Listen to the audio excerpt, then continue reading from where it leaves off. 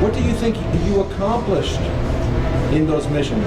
Well, my first missions actually, our bomb group was assigned in September to fly gas haul missions, they called them, in which we took big fuel tanks and put in the bomb bays and hauled fuel for the tanks that General Montgomery had in northern France, and then also breaking out of the beachheads was General Patton and his troops, and he was outstripping his supply lines, so he asked us to haul in gas lean for the tanks, and we had to land at little fighter bases.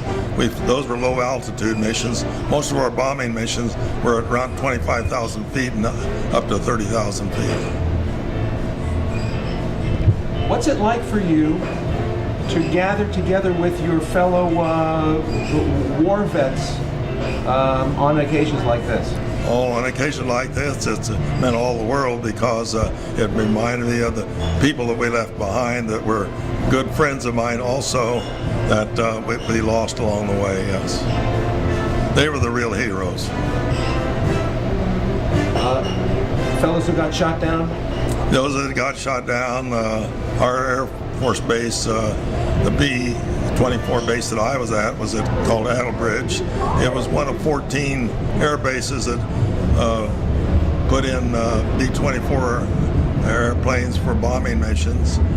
There were 2 other divisions of B-17s like that, so there were a total of 50-some bomber groups, the airfields in England, every 10 miles apart, and we flew together that way.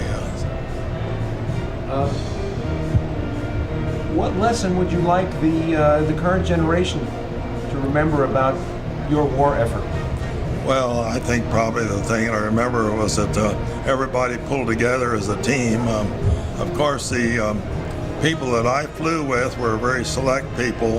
The pilots, normally there are only a few percent of the ones that applied for pilot training ever made it to actual combat, probably. And even though there were thousands of them, only a small percentage actually made it.